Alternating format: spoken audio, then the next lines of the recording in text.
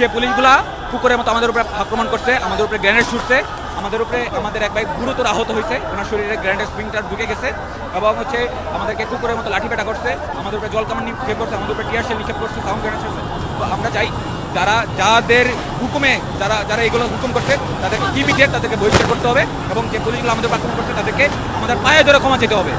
উপদেষ্টা মণ্ডলীকে এসে সরাসরি এসে আমাদের ক্ষমা চেতে হবে এবং আমাদের ইমিডিয়েট প্রজ্ঞাপন জারি করে, নির্বাহী আদেশে আমাদের প্রজ্ঞাপন জারি করে আমাদের দাবিগুলো মেনে নিতে হবে। আরেকটা দাবি ছিল আমাদের যে আমাদের বড় ভাইকে জবাই করে হত্যার হুমকি দিয়েছে ডিপ্লোমা সন্ত্রাসীরা, তাদেরকে স্থায়ীভাবে বহিষ্কার করতে হবে কোম্পানি থেকে এবং তাদেরকে অবিলম্বে গ্রেফতার করতে হবে। প্রথমত আমরা শুরু থেকে একটা শান্তিপূর্ণ আন্দোলন করেছিলাম। আমরা কন্টিনেন্টাল পার হয়ে পুলিশের সামনে পর্যন্ত যে আমরা বলেছিলাম যে আমরা বসে থাকবো, কিন্তু পুলিশ অতর্কিতভাবে আমাদের উপর গ্রেনেড হামলা করছে।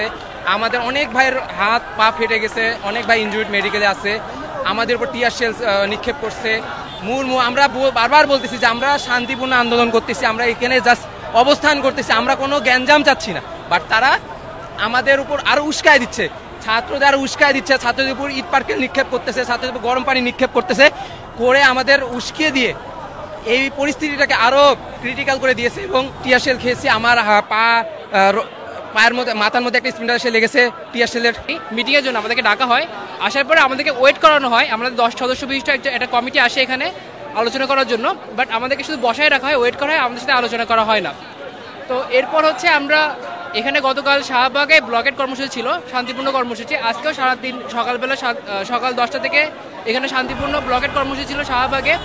আর আলটিমেটাম দেওয়া ছিল যে একটার মধ্যে আমাদের যে কোনো একজন সরকারের কর্মকর্তার সাথে আমরা কথা বলতে চাই, তারা এসে আমাদের সাথে কথা বলুক।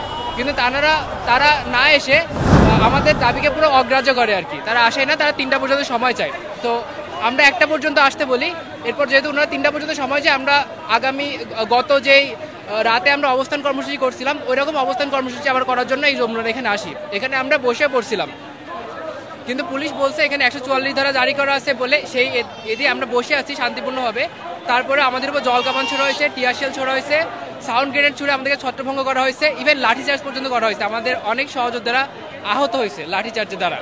তো এখন আমরা মূলত এখানে আসছি আমাদের যে রোকন ভাই তার উপর যে ভারবালি যে নির্যাতন করা হয়েছে সেই নির্যাতনের একটা বিচারের দাবিতে, প্লাস যেই 3 দফা দাবি আছে আমাদের প্রকৌশল অধিকার আন্দোলনের, সেই 3 দফা দাবি সমর্থনে, এই 2টা উদ্দেশ্যে আমরা মূলত এখানে জড়ো হয়েছি।